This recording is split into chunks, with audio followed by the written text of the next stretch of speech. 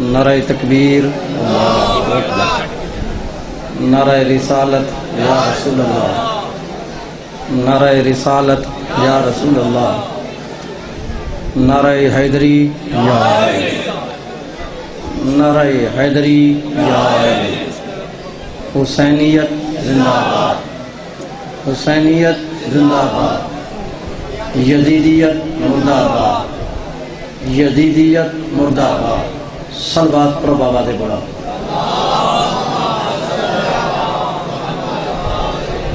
پھر بھی صلوات پڑھو بابا سے بڑا۔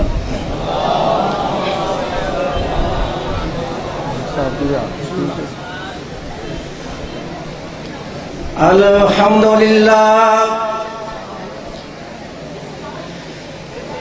الحمدللہ وکفا وسلام علی عبادہ الذین اصطفیٰ خصوصاً علی محمد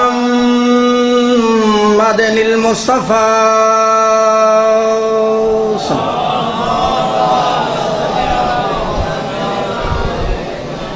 وعلی اہل بیتہ الطیبین الطاہرین الشرفاء۔ اما بعد فقد قال اللہ تبارک و تعالی فی محکم کتابہ المجید و خطابہ الحمید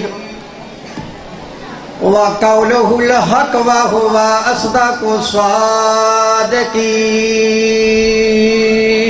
صلوات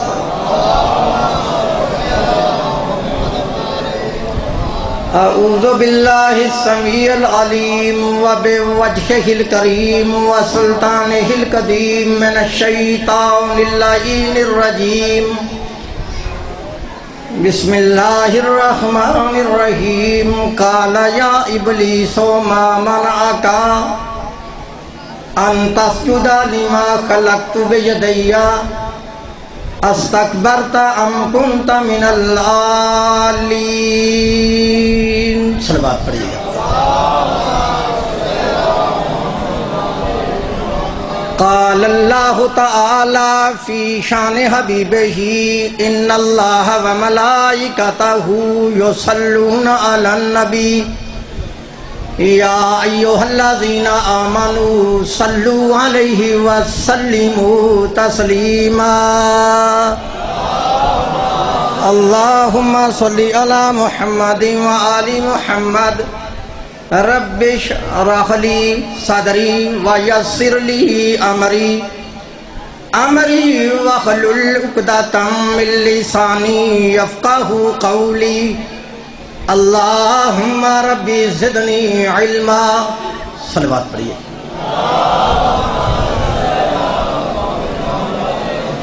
بعد حمد و ثنا میرے معزز محترم واجب الاحترام سادات و غیر سادات مسلمان اہل سنت اور اہل تشیع بزرگوں، میں نے اس وقت اللہ تبارک و تعالیٰ کی اعلیٰ کتاب اور آخر کتاب قرآن مجید فرقان حمید میں سے جو کہ آیت مقدسہ تلاوت کی ہے، اپنے وقت میں اسی آیت کے ضمن میں تفاسیر اور احادیث کی روشنی میں کچھ دعوت فکر دوں گا۔ دعا کرو کہ اللہ تبارک و تعالی ہم تمام مسلمانوں کو اس قرآن پاک کے صحیح پڑھنے اور اس کے صحیح سمجھنے اور اس پر صحیح معنوں میں عمل کرنے کی توفیق عطا فرمائے۔ آپ کو علم ہے کہ میں آج تک کبھی اپنے موضوع سے باہر نہیں گیا، ایک موضوع پہ رہ کے گفتگو کرنے کا عادی ہوں، ایسا مولوی نہیں ہوں جو ایک بار سیالکوٹ سے کروں دوسری ڈائریکٹ لاہور چلا جاؤں۔ میری اس آج کی مجلس کا لیکچر، آج کی مجلس کا درس، آج کی اس مجلس کی کلاس مناظرہ کا سبق جو میں نے سنانا ہے وہ صرف اس بات پر ہے کہ محمد و آل محمد کب سے ہیں۔ آپ نے بالکل ڈرنا نہیں، میری زبان سے جو بھی لفظ نکلے گا میں اپنے لفظوں کا خود ذمہ دار ہوں۔ پارہ نمبر 23 ہے، سورہ سعد سے میں نے آیت پڑھی ہے، قرآن میں آیت نہ ہو تو پھر میں مجرم، ترجمہ غلط ہو تو میں واجب القتل۔ وہ سمجھے؟ پارہ نمبر 23 ہے، سورہ والصفات۔ سن قرآن، موضوع کیا ہے؟ محمد و آل محمد کعب سے ہیں۔ متعصب سے میری بات نہیں ہے، جو بندہ تعصب کیا نا کو تار کر، آج یہ مجلس سن گیا محمد و آل محمد کب سے ہیں، پھر کہہ رہا ہوں متعصب سے بات نہیں ہے، جو بندہ تعصب کی عینک اتار کر یہ مجلس سن گیا محمد و آل محمد کب سے ہیں، شاہ نجف کے صدقہ سے اس مجلس سے اٹھ کے باہر جانا بڑی دور کی بات ہے۔ اگر وہ بندہ یہیں بیٹھے شیعہ نہ ہوا تو نہ صحیح، لیکن رہے گا وہ بھی نہیں جو وہ ہے۔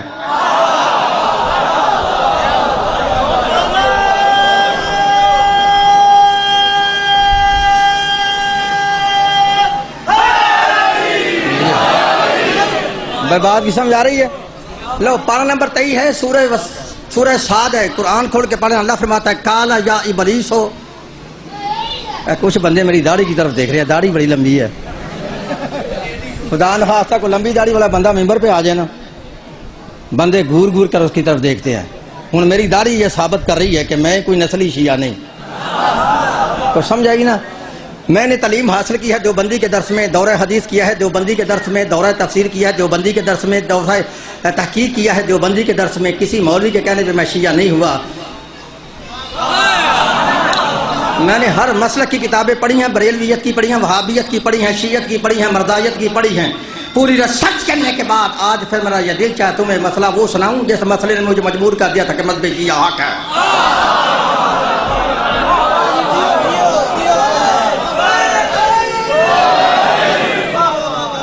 تیرے اگر ریکویسٹ ہے کہ میرے تے نازل نہیں کیمرہ ہویا، انہوں تو میرے اتنے خلاص سے انہوں اگا پیچھے کر صلوات پڑھا بوازے بلند۔ رب موضوع دن میں ہے محمد و آل محمد کب سے ہیں، پارہ نمبر 23 ہے، سورہ صاد ہے، قرآن کھول کے پڑھ لینا۔ اللہ فرماتا ہے کالا یا ابلیس ہو ما منعک ان تسجد لما خلقت بیدی۔ ترجمہ پھر نواز صدیق الحسن بپالی اہل حدیث، ملا فخر الدین رازی اہل سنت، مولانا ابو لالا مودودی اسلامی جماعت، مفتی محمد شفیع دیوبندی، پیر کرم شاہ بریلوی، مولانا فتح محمد جلندری، شاہ ولی اللہ محدث دہلوی، شاہ عبدالعزیز محدث دہلوی، شاہ رفیع الدین محدث دہلوی، شاہ عبدالحق محدث دہلوی، قاری اشرف علی تھانوی، احمد رضا بریلوی، فرمان علی شیعہ سے لے کے نور الدین مرزائی تک ترجمے کی ذمہ داری۔ اگر کوئی مائی کا لال کہے اس نے آیت کا ترجمہ غلط کیا ہے، میری سزا وہ ہے جو سر عام چور کی ہوتی ہے۔ ترجمہ سمجھ میں آ گیا تو پتہ چلے گا محمد و آل محمد کب سے ہیں۔ سن قرآن، اللہ فرماتا ہے کالا یا ابلیس ہو ما منعک ان تسجد لما خلقت بیدی۔ اے ابلیس، تجھے کس چیز نے منع کیا کہ تو نے اسے سجدہ کیوں نہ کیا؟ خلقت بیدی، جس کو میں نے اپنے دونوں ہاتھوں سے بنایا۔ تو ترجمہ کی سمجھ آئی ہے؟ اللہ فرما رہا ہے اے ابلیس، تجھے کس چیز نے منع کیا کہ تو نے اسے سجدہ نہ کیا جس کو میں نے اپنے دونوں ہاتھوں سے بنایا؟ استکبرتا، کیا تو نے تکبر کیا ہے؟ ام کنت من العالین، یا کہ تو ان سے ہے جو آدم سے بھی بلند ہیں۔ ان کو موضوع کی سمجھ آ رہی ہے کہ یا تو ان سے ہے جو آدم سے بھی، صلوات پڑھو بآواز بلند۔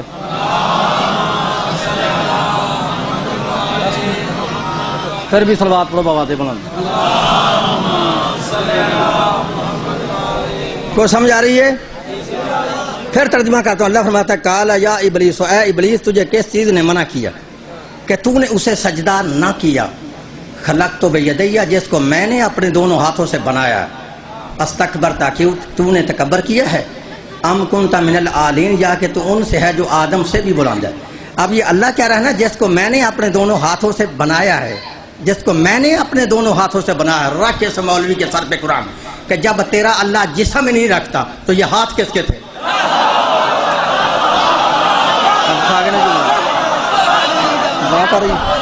کہ جب تیرا اللہ، بات ہے تیرا اللہ جب جسم نہیں رکھتا تو ہاتھ کس کے تھے جس نے آدم کو بنایا تھا؟ اگر اس آیت کی سمجھ نہیں آئی، میرا دل چاہتا ہے 10 منٹوں کے اندر اللہ کی باڈی قرآن سے ثابت کر دوں، اللہ کا پورا وجود قرآن سے ثابت کر دوں۔ اس آیت میں اللہ نے اپنے ہاتھوں کا ذکر کیا ہے، ہاتھوں کا۔ دوسری آیت پڑھوں، سورۃ الرحمن میں اللہ فرماتا ہے کل من علیہا فان ویبقی وجہ ربک ذو الجلال والاکرام۔ ہر چیز فنا ہو جائے گی، باقی صرف وجہ اللہ رہے گا۔ اب کھا گیا نا جملہ، ہر چیز سمجھ،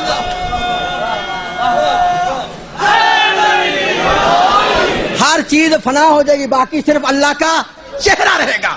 پہلی آیت میں ہاتھوں کا ذکر، اس آیت میں چہرے کا ذکر۔ لو تیسیات میں نے ایسی پڑھنی اگر ولائے علی کا جمپ نہ آیا میں نے دروازہ زہرا پہ سر کو جھکایا نہیں ہے. پارہ نمبر 11 ہے، سورہ ہود ہے. اللہ سنا، اللہ جناب نوح سے کہہ رہا ہے وَاصْنَعُ الْفُلْكَ بِأَعْيُنِنَا، اے میرے نوح تو کشتی بنا کیسے؟ بِأَعْيُنِنَا، ہماری آنکھوں کے سامنے. یہ بڑا جملہ تھا نا، تو بنا کشتی کیسے؟ ہماری آنکھوں کے سامنے. اب پتہ چلا نا اللہ کی تو آنکھیں ہیں، اللہ کی آنکھیں ہیں. اچھا نہیں سمجھے، بڑا جملہ تھا. اللہ نے بات کس سے؟ تم سے نہیں کی، کسی عام بندے سے نہیں اللہ نے کیا. کس سے کہا ہے؟ اپنے نبی سے. کیا کہا؟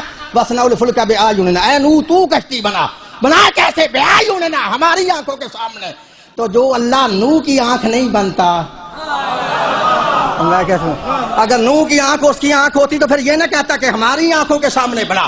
پتہ چلا نوح کی آنکھ اور ہے، اللہ کی آنکھ اور ہے. 3 آیتیں ہوئی، ہاتھ بھی ثابت، چہرہ بھی ثابت، آنکھیں بھی ثابت. کو سمجھ آ رہی ہے؟ ہوں اللہ کی جان بھی قرآن سے ثابت کر لوں. جو 4 پارہ ہے سورہ آل عمران ہے، اللہ فرماتا ہے وَيُحَذِّرُكُمُ اللَّهُ نَفْسَهُ، اللہ تم کو اپنی جان سے ڈراتا ہے. اب پتہ چلا اللہ کی کو جان ہے. سمجھ آ رہی نا؟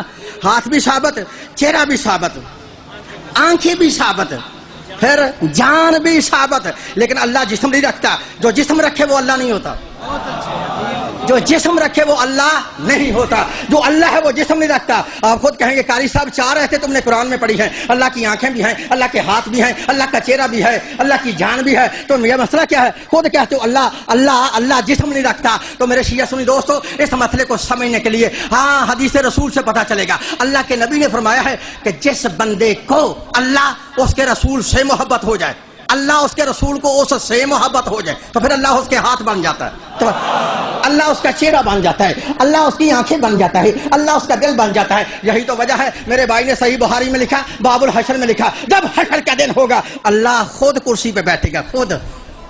اللہ خود کرسی سے بیٹھے گا اور بیٹھ کر حساب لے گا. کرسی نیچے سے چر کرے گی کیونکہ اللہ کا وزن زیادہ ہوگا، کرسی کمزور ہوگی. ان عقل کے کالج کے بھگوڑے مولویوں سے پوچھو کہ جب اللہ جسم نہیں رکھے گا تو کرسی پہ کون بیٹھے گا؟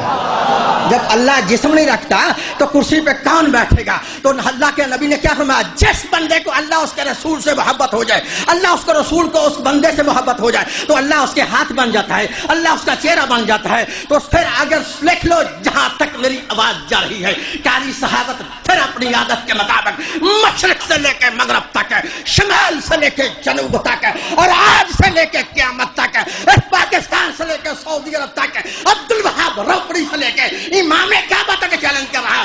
اگر ساری دنیا کے لوگ اللہ اس کے رسول سے محبت رکھتے تھے تو اللہ کے نبی نے کیوں خیبر کے میدان میں فرمایا تھا کل میں اسے علم دوں گا جو مرد ہوگا؟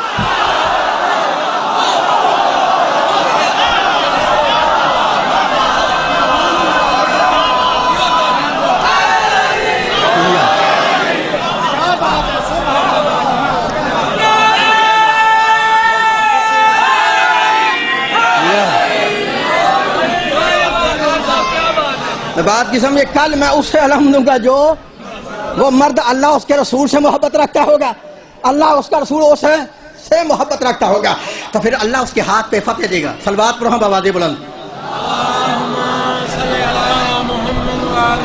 پھر بھی صلوات پڑھو بآواز بلند. تو پھر اللہ اس کے ہاتھ پہ فتح دے گا، اللہ اس کے ہاتھ پہ فتح دے گا. تو نبی نے کس کو علم دیا تھا؟ جناب علی کو دیا تھا نا.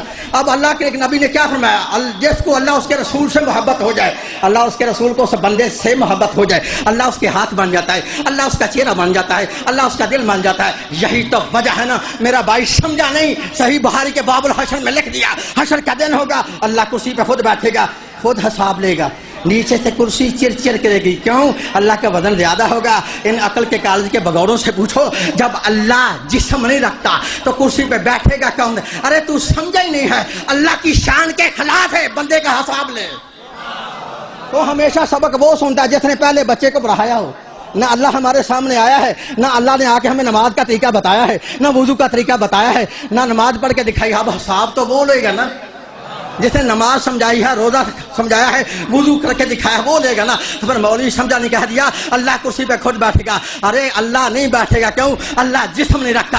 تو پھر لکھ لو جہاں تک میری آواز جا رہی ہے، قاری صحابت پھر دوسری مرتبہ مشرق سے لے کے مغرب تک، شمال سے لے کے جنوب تک، آج سے لے کے قیامت تک، اس پاکستان سے لے کے سعودی عرب تک چیلنج کر رہا ہے۔ پھر تجھے سمجھ جانا چاہیے اللہ کرسی پہ نہیں بیٹھے گا، اللہ جسم نہیں رکھتا۔ ارے وہ ذات کرسی پہ بیٹھے گی جس کے ہاتھ ید اللہ ہوں گے، جس کا چہرہ وجہ اللہ ہوگا، جس کی آنکھیں عین اللہ ہوگی، جس کا دل قلب اللہ ہوگا۔ ارے اللہ نہیں، وہ پورے کا پورا علی ولی اللہ۔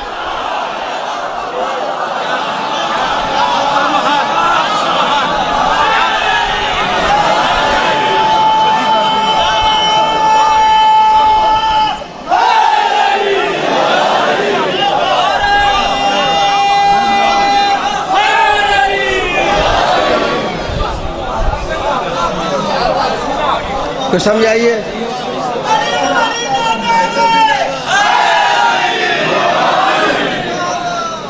وہ ذات کرسی پہ بیٹھے گی جس کا چہرہ وجہ اللہ ہوگا، جس کی آنکھیں عین اللہ ہوں گی، جس کا دل قلب اللہ ہوگا، جس کا نفس نفس اللہ ہوگا، جس کی روح روح اللہ ہوگی۔ سمجھ آ رہی میری بات کی؟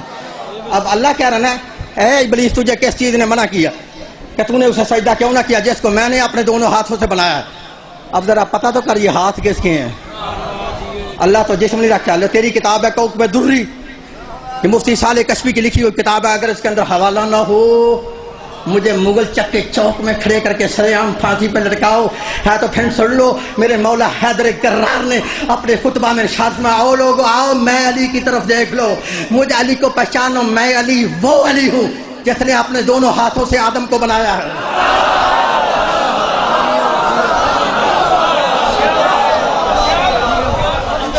میں علی وہ علی ہوں جس نے اپنے دونوں ہاتھوں سے آدم کو بنایا ہے۔ پتہ چلا کس نے آدم کو بنایا ہے؟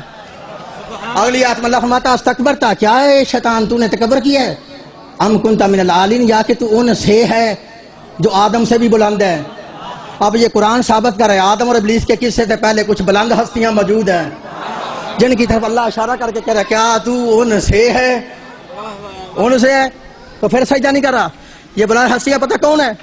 جب اللہ نے آواز دی نا وَإِذْ قَالَ رَبُّكَ لِلْمَلَائِكَةِ إِنِّي جَاعِلٌ فِي الْأَرْضِ خَلِيفَةً، یاد کرو اس وقت کو جب تیرے رب نے زمین پہ کہا میں خلیفہ بنانے والا ہوں۔ فرشتوں نے کہا کیا کرے گا بنا کے چھوڑ، یہ خون ریزیاں کرے گا، فساد برپا کرے گا۔ اللہ نے فرمایا قَالَ إِنِّي أَعْلَمُ مَا لَا تَعْلَمُونَ، جو میں جانتا ہوں وہ تم نہیں جانتے۔ اللہ نے کہا تم میرے بنائے ہوئے پہ اعتراض کیا ہے، میں بھی ایسی خلافت آدم کو نہیں دوں گا، تم بھی سامنے آؤ، فرشتے بھی سامنے آئے۔ اب اللہ نے پرچہ رکھا، پیپر رکھ کے کہا جو پیپر حل کر جائے خلافت اس کی ہوگی۔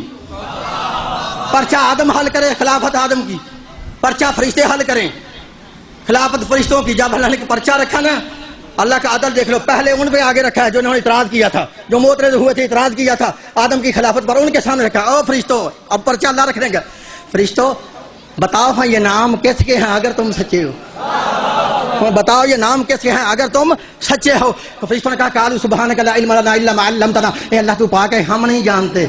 جب کہا ہم نہیں جانتے، اللہ نے آدم کو کہا آدم اب تو بتا ہاں یہ نام کس کے ہیں، کہ تو بتا یہ نام کس کے ہیں۔ تو تمہاری کتاب ہے لغات الحدیث، لکھنے والا علامہ وحید الزمان اہل حدیث، وہابیوں کے مولوی جن سے میں چھال مار کے شیعہ ہوا ہوں۔ لغات الحدیث کے اندر لکھتا ہے کہ اللہ حضرت آدم نے عرش مولا کی طرف دیکھا، آدم کو 5 نام نظر آئے، 10 نام نظر آئے، 5 ایک طرف سے 5 دوسری طرف سے۔ آدم نے ایک طرف سے پڑھا اللہم انت محمود وہذا محمد، اللہم انت ھذا علی بن ابی طالب، اللہم انت فاطر السماوات ھذہ فاطمہ الزہرا السلام اللہ علیہا، اللہم انت محسن ھذا حسن علیہ الصلوۃ والسلام، اللہم انت قدیم الاحسان ھذا حسین علیہ الصلوۃ والسلام۔ اب تیرے علماء نے لکھا ہے کہ جب تک تیرے ڈیڈی آدم نے فرشتوں کو 5 تن کا تعارف نہیں کرایا، اللہ نے آدم کو خلافت نہیں دی، تجھے 5 تن کے بغیر جنت کیسے دے گا؟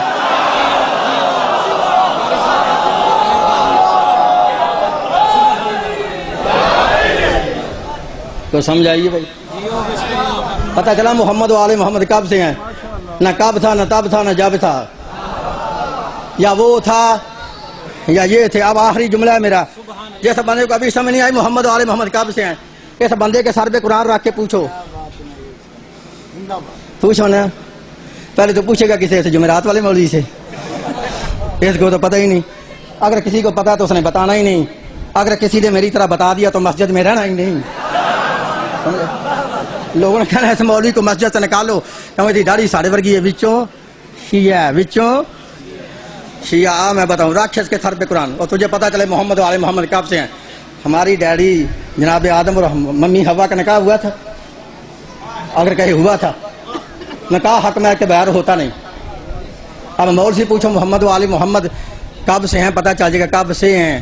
پہلے اس سے پوچھو کہ آدم اور حوا کے نکاح کا حق مہر کیا تھا. بتیاں نے کو نہیں سن یا 32 روپیے. جب لکھا ہے آدم اور حوا کا, اللہ نکاح کرنے لگا نا, اللہ نے آدم سے کہا آدم حق مہر نکالو. آدم نے کپڑے دکھائے, میرے پاس تو کچھ بھی نہیں. اللہ نے کہا کہ نکاح ہی نہیں ہو سکتا, حق مہر دے گا تو نکاح ہوگا. سمجھ آئی میری بات کی؟ اب آدم نے پوچھا اللہ تو بتا اس میرے نکاح کا حق مہر کیا ہے. آواز خالق آدم, پھر اس نکاح کا حق مہر یہ ہے کہ تم 10 مرتبہ محمد اور اس کی آل پہ درود پڑھو.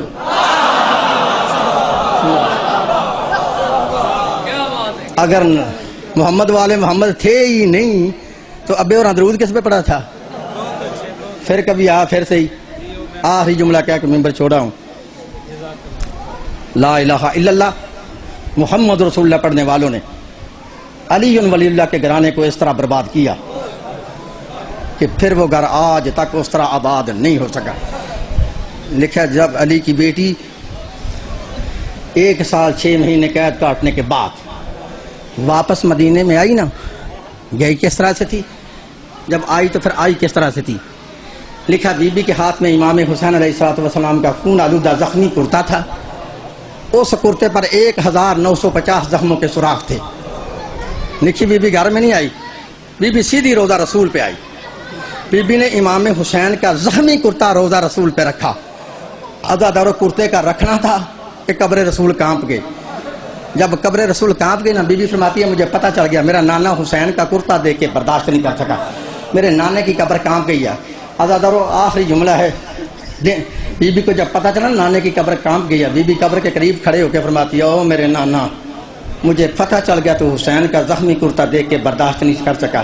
نانا تیری قبر کانپ گئی, نانا یہ دن کا وقت ہے نا, نانا یہ دن کا وقت ہے نا, تو حسین کا کرتا دیکھ کے برداشت نہیں کر سکا. نانا تیری قبر کانپ گئی, نانا میں زینب رات کو آؤں گی, نانا پھر تجھے دکھاؤں گی, دیکھ کر ہی امت نے کیا اجر رسالت دیا ہے.